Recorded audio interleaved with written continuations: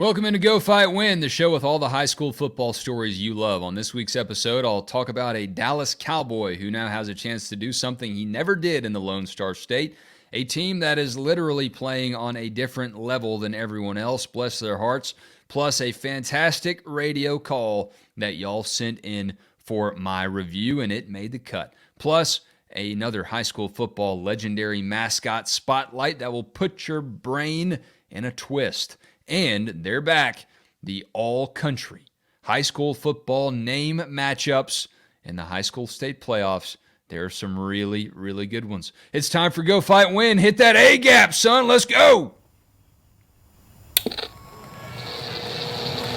you what, just give the ball to Donnie Tug and let that Tuggy run.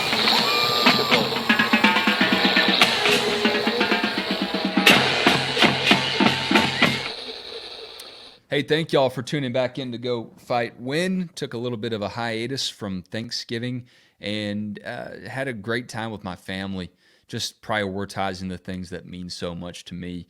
And look, I've got this channel going. I've got my main channel going, talking about SEC college football. And those things mean a lot to me, but not nearly as much as my fam does. And I can't pass down this generational wisdom and passion for SEC football and high school football if I'm not in their line of sight and not showing them the ropes. So I loved that time. I appreciate y'all sticking with me, even after a little bit of a break here.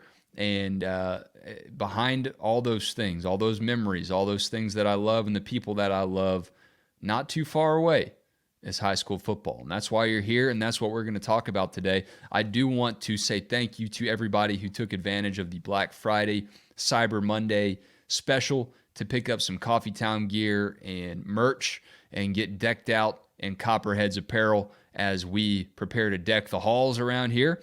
And I also just want to invite you to hit subscribe, hit like on this show, and help it continue to grow. It's free right now, and it will continue to be that way, but there is an opportunity for this show to get big enough for me to also help support that fam that I mentioned. So go ahead and do that. Hit like and subscribe if you're feeling like you're in the holiday spirit and unlike a high school football team, willing to give a little bit of something away.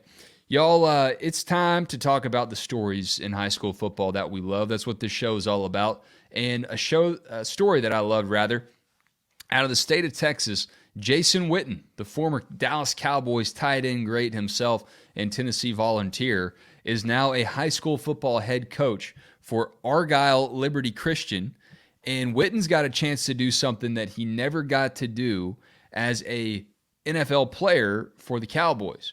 He kind of had a weird ending to his career. He retired from the Cowboys, went to the Monday Night Football booth, came back to Dallas, played there for a year, then played for the Raiders. Now he's retired from the league for sure, and he's coaching high school ball, man. And he's coaching a couple guys who are ballers, who are dogs in their own right. And they're just as nasty as Papa was. Both of his sons, Cooper and CJ, are on the team that has a chance to win a state championship in Texas. I don't care what level you're on. If you win a state championship in Texas, you did it the hard way, as Rodney Dangerfield said. So Cooper and CJ doing great things for Jason Witten, for Coach Witten. Cooper's the youngest Witten on the field. He has more than 50 tackles and 3 blocked kicks this season as a freshman. And then junior standout CJ Witten leads the team in tackles. This is really cool, and I grew up watching Witten. I played, I say that in air quotes, tight end in high school, and Witten was someone that I looked up to. I was never going to be as tall or as big as him, but I loved how consistent he was, how he caught the ball with his hands, was very technically sound, and always admired him. And now he's giving back to his roots of high school football.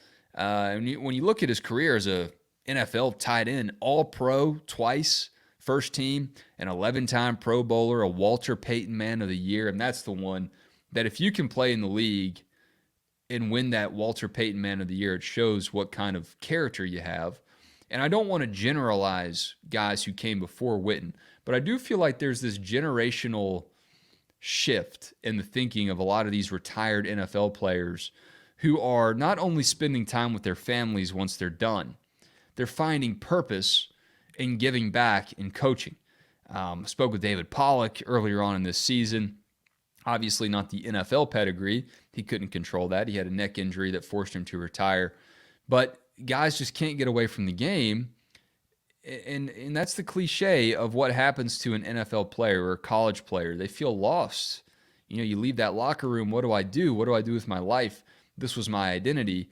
Well, instead of just feeling lost and feeling hopeless, you're seeing a lot of guys like Witten, like Pollock, start to give back and funnel that energy towards another locker room. And not just thinking about themselves, but thinking about people who are coming up behind them, these high school players, his sons, and making the most of that and passing down that knowledge. And not only do they have a chance to do that and make some great memories as a team, now they have a chance to win state. Argyle Liberty Christian will play the Regent School of Austin for the Texas Association of Private and Parochial Schools, that's known as TAPS, in the D2 school state title in Waco on Friday, December 1st. So we'll certainly keep you posted on how that game goes and see, what Witten's able to do. Right now in his career, he's 25-10 as a high school football head coach. And I wish this game was in Arlington. Wish it was in Dallas at Jerry World, but I guess that would be a little too on the nose for Witten to play for a championship in the town where his team just couldn't get it done, man. And really, they should have. Maybe in a couple different seasons they could have. But you're going up against not just, the Patriots. That was their era of dominance, but the Cowboys never even got there to play them in the Super Bowl. Going up against the Giants, Eli Manning was fantastic during that run as well. So all that to say, finally have a chance for a championship for Jason Witten, and I know that people in his high school bubble will certainly appreciate that, but Cowboys fans too, and NFL fans like myself. I mean, I'm not a Cowboys guy. I never pulled for the Cowboys, but I've always respected what Witten did as a player, and certainly now as a coach. So congrats to him. Hope he can get himself a ring, baby. Get you one of these, as that straggly-haired father says in Friday Night Lights, the movie. Get you one of these. All right, next story here. We have a high school football team in Rhode Island.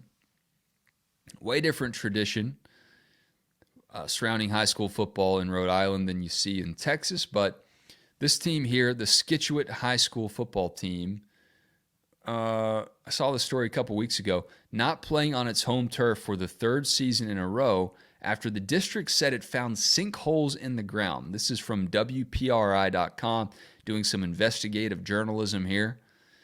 So, Scituate, let's get the situation. They've been playing at Johnston High School and at Bryant University. They've got no true home field advantage. And the school should play at Cato Field. Junior Paul Zolkos told the outlet here that while he's glad to have the chance to play at a college, it's not where he wants to be. It's not a home game, Zolkos said. It's a home game, but not as many fans would come. If we had this field, the stands would be packed. Everyone would be here. It would just be a whole different experience. Cato Field, built in 2019 through a $2.8 million bond, was shut down by the district in the spring of 2021 when the superintendent said the first sinkhole was found. Wow. I mean, this sounds like a Coffeetown script. Sinkholes in the field, 2 years in the making here, and more holes reportedly have emerged. Target 12 is, I guess, what this publication is called. Went onto the field in July, found divots covered by large pieces of plywood with the words "Stay Off" spray painted on them. That's a home field advantage if you want to give it a go. Go out there and research where those holes are, kind of like that haunted field in Texas, Rogan Field I mentioned several episodes back. Sky Drone 12 also identified 2 other spots toward the center of the field. I love these local news. Side note here, as a local news veteran myself, I love these local news transportation sponsored things, whether it's a truck, a drone, whatever it is out there, it's got a name slapped on the side. Sky Drone 12, the most dependable sky drone in the market. We had a truck, the station I worked at, called the Thunder Truck. And I never for the life of me understood why they didn't dip into the budget a little bit and try to license the tune to Thunderstruck by AC/DC and go, Thunder Truck! I mean, that just would have been so cool. I probably would have been the only one who enjoyed it. But anyways, we'll circle back here to Skydrone 12 that found the sinkholes in the field. And this truly is a shame for these players. They don't have a home field advantage, didn't make the playoffs. These players got to do something. So if you're listening up there in Rhode Island or near Rhode Island, and there's any way you want to spread the news, let me know. I'd like to think there's some sort of GoFundMe that they can do. $2.8 million bond to make this field, and they can't even, put one out there that doesn't have holes in it. They're practicing on a nearby field that's only 50 yards long. If you haven't been to a football game lately, it's still 100 yards. It's not 50. We're asking, when will this field be fixed? What they basically said was, you're a freshman, so don't worry about it, Grover told Target 12. That was Charles Grover, I guess one of the players. He said, as a junior, I might go to another school committee meeting. Maybe next year tell them I'm a senior. Maybe next time it'll get done. I feel for these people. And this story's from 2019. Renovations put Cato Field at the top of its class from the Valley Breeze. Well, now it sounds like a stiff Valley Breeze is just going to blow holes into it. It's sad. Good luck to you, Scituate High School. There's a lot of shady contractors out there and shady developers and builders all over the place, and it seems like high school football fields are not immune to that. All right, and finally, y'all tag me in some great radio calls each week, but this one really made the cut in a spectacular way. This is out of the Greenwood Dog Pound in Arkansas, a Sully nominee featuring Steve Sullivan and Tim Terry, 2018 Sully Award winner, and from what I gathered, that is the best radio call in high school football, or at least they give one out. They give a Sully out to the best call in high school football. And I want to thank Jared Hammond for tagging me at Wes_inship and at Go Coffeetown in this post here on X. Here's the video. Here's the call. Y'all give it a listen, man. I'm a pretty tough critic, and it really has to be the best to make Go Fight win. But this whole show is inspired by fictional high school football radio broadcast, and this is a real one. These guys are real. Here we go. Man in motion from left to right. Play action. They're going to throw the flag. It is. Big ball. Oh, baby. Go all the way. Mackey. Go, baby. 30, 20, 10, 5, 4, 3, 2, 1. Oh, baby.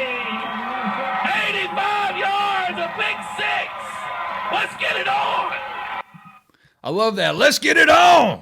And I love the 5, 4, 3, 2, 1. That's a great touch on a radio call. Let's see who this was. Greenwood in Arkansas. Let's see who actually got the pick 6. I want to give that kid some credit too. But great call there from the radio crew, because that right there is what this show is all about. Greenwood, by the way, 12-0. On the pick 6 there, according to the Max Preps roster here, that was Brady Mackey. And you hear him say, "Go Mackey!" Listen to it again. Can I restart it here? Let's listen to it again. Here we go. Man in motion from left to right. Play action. They're going to throw the flag. It is. Big ball. Oh, baby. Go all the way. Mackey. Go Mackey! I thought he was saying Becky. 10, 5, 4, 3, 2, 1. Oh, baby. 85 yards. A big 6. Let's get it on. And that's in the 6A state semifinals for Arkansas. This week, who does Greenwood have? The Dog Pound. The Dog Pound up next in the state playoffs after a 12-0 season. They beat Pulaski Academy in that call there, 56-26. Good grief. They haven't scored less than 35 points all season. That was their low. 49, 55, 61. The Dog Pound is here to play, son. All right, LRCA, Little Rock Christian. Little Rock Christian, pretty stout themselves here, putting up a lot of points too. They are 10-2, and they'll have to take on the Dog Pound. I got to tell you, I don't like their chances if Mackey's out there stalking, getting pick sixes like that, 85 yards. Thank y'all for sending that in. Round of applause to Jared Hammond for sharing. I encourage you to do the same thing. We're getting thin here on how many weeks are left in any given state's high school football playoff tournament. So keep an eye out, keep an ear out for those Coffeetown caliber calls that we want to send in here. And I might have just come up with a name for that segment, Coffeetown caliber calls, as we continue here on this Go Fight Win trajectory. All right, coming up next, a legendary high school football mascot out of the state of Illinois that will twist your brain. All right, I do it every now and then. Done a few good ones here. The Martians, the Gobblers. Want to celebrate the Gobblers. You know, we celebrated them again on Thanksgiving. I told my family about how special the Gobbler is to me, and, you know, certainly because of this show, the Gobblers, the Cuero Gobblers out of Texas.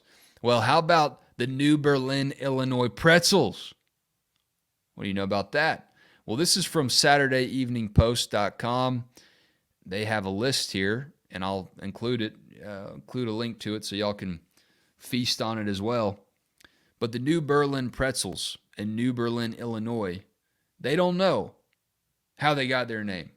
And a lot of these legendary mascots don't really know. It's a murky past in history. How did it happen? A school yearbook from the early 1950s includes 4 different stories about how the mascot came to be. Superintendent Jill Larson says. So take your pick. What do you believe? I'll read them out and give you the options, and I'll tell you which one I believe is more likely. One version suggests that school board members were drinking beer and eating pretzels when they chose the name. That's my clubhouse leader. Another theory is that the board members were sitting around a table with their arms crossed in frustration because they couldn't pick a name. We'll revisit that one. Yet another rumor is that a basketball player decades ago had an unusual free throw shot that involved lots of arm twisting. Not buying that one. All right, so it says, all right, the school yearbook includes 4 different stories, but that's only 3. Larson says there was a time that people wanted to change the mascot, and they asked the kids if it was outdated. Overwhelmingly, the students stood up back in the day for their mascot, showing the pride and dedication they have for their school, and I can guarantee you, you would never get rid of it now. Everybody loves being a pretzel. How about that pretzel pride? It's definitely the first option. These administrators were getting hammered. And the second option, where they said they were crossing their arms because they were frustrated, that's the cover-up story. But here's how it went. I mean, this is Illinois. They like to have their suds up there. They're definitely sitting around talking about how funny it would be if they had a mascot called the Pretzels. And that's what they became. That's what I'm believing, regardless of what the yearbook says, the annual. It's probably because the administrators were having some beer, having some pretzels. They thought it'd be hilarious. They submitted it. It passed. And here we are, however many years later, and the pretzels have stuck. I tell you, these pretzels are making me thirsty. Coming up, even though the Pretzels did not make the playoffs this year in Illinois, rough season for the Pretzel crew, we got a batch of names of high school football teams that did make the state playoffs, and when they are combined, it's a combination that is better than pretzels and beer. All right, y'all. So I love scouring state playoff brackets from around the country. AI can't do that. Show me an app where AI does that. This isn't Sports Illustrated. This is real, hard, elbow grease, sweat of my brow work. I'm on maxpreps.com. I'm looking at every state, every bracket for these names. And what this is the best matchup names in high school football playoffs across the country. Games where when the names are combined, they tell a story. They spur something in my brain that I can't explain, but I will just work through it audibly here with you. So the first one I found out of the Commonwealth, state of Virginia, we're getting deeper and deeper in the state playoffs, and these names just continue to deliver.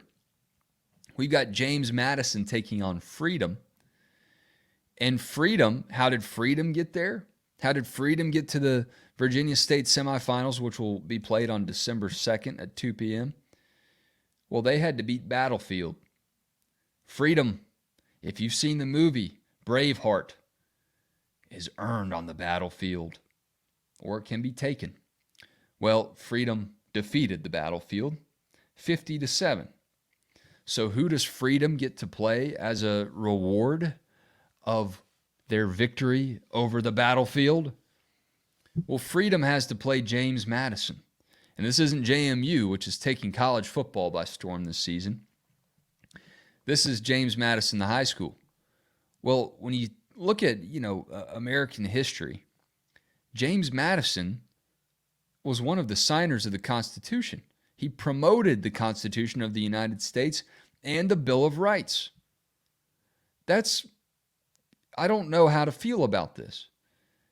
James Madison, the biggest proponent of freedom, perhaps in our nation's history, certainly one of the top 5 fellows, or, just people in general, to fight for freedom. Now James Madison has to take on freedom himself. Well, let me tell you how James Madison would handle this. A happy union of these states is a wonder. Their Constitution, a miracle. Their example, the hope of liberty throughout the world. And now you got to take on liberty. You got to fight freedom. One of the all-time great matchups in the history of this country. I will be paying close attention to see how this goes. I don't know if high school football exists without James Madison. Do you think we're still playing high school football if we don't have a Constitution, a Bill of Rights? If we didn't beat the British? Good luck, James Madison. All right, how about elsewhere in the United States, out of South Dakota? Well, South Dakota is a state that, not necessarily known for its high school football. But we did have a matchup here in South Dakota that didn't go the way that you thought it might go. Winter High School. Yeah, that's right. There's a high school called Winter. And Winter started out the playoffs pretty strong. 1 seed. Of course, it's Winter. Winner, not winter, Winter. Top seed Winter took down Parker 36-0 in the South Dakota 11B playoff bracket. Then top seed Winter yet again shuts out Roncalli 28-0. Winter's rolling. But what happens? Well, in the semifinal matchup, Elk Point Jefferson beat Winter. I mean, how do you beat Winter? I'm flummoxed at the result. 21-16, Elk Point Jefferson beats Winter. Doesn't seem like it should be allowed. What do you do now if you're Winter? Do you change your name? Do you put an almost in front of the name? I think you got to earn that name, right? You can't just be calling yourself Winter if you lost. And then Elk Point Jefferson went on and actually lost to Hot Springs. So Winter lost to the loser out of the state of Oregon. Now, this is a very unique problem, but in the first round of the 4A Oregon playoff brackets, OSAA, Cascade played Tillamook. And here in my house, we occasionally will splurge and we'll get the Tillamook cheese. Well, when I put the Tillamook in my daughter's cheese grits and fire them up in the microwave, don't even say anything. All right. I can feel your Southern rage and judgment here as I tell you I microwave instant cheese grits for my daughter. You come cook for her and tell me how easy it is. Well, the toughest part is often cleaning the bowl of grits. I like to hand wash things. I like to take care of it myself. But sometimes you got to throw it in that dishwasher. You're in a pinch. You're in a pinch for time. You got to take her to school. The other kid's crying. Well, Cascade occasionally will do its best to take on that Tillamook cheese that's stuck to the side of the bowl of cheese grits. But it doesn't always pan out very well. And I was stunned to see in the Oregon playoffs a matchup that typically does not bode well for Cascade in our household. Taking on that Tillamook cheese, it is rich and creamy. But when you melt it and it dries up and gets sticky again, the dishwasher doesn't always do the best job. Well, in the Oregon State playoffs, guess what happened? Upset of the century as Cascade took down Tillamook 32-8. Now, Scappoose beat Cascade in the following round. So a little bit of a bummer there as Cascade really just spent every single bit of its energy in that dishwasher of a game and didn't have enough to take down Scappoose. But congratulations to Cascade winning a battle it does not oftentimes win in our household. Hey, thank y'all for sitting through this show. I want to hear more about what's going on in your high school football team and town, even beyond your state playoff run. Maybe you didn't make the playoffs, but you got a call from earlier on in the year that you want to share with me, or a story that's evergreen in your heart from when you played high school football. Send it to me at Go Coffee Town on X, at Wes_InShip on X, Instagram there for you as well. Hit like and subscribe. Let's keep talking about high school football, high school sports, and all the things that make these high school communities great, with real people congregating, laughing, commiserating, making memories that they'll never forget as Go Fight Win continues on this old dusty road. And we'll see if we can't line up a few more guests here coming out of the holiday break and heading towards a brand new year of 2024. What does it hold? What is happening in so many of these teams who came up short? They've got new hope. They've got new life, a changing of the calendar, a whole new set of coaching cliches and radio calls await. Y'all have a fantastic weekend.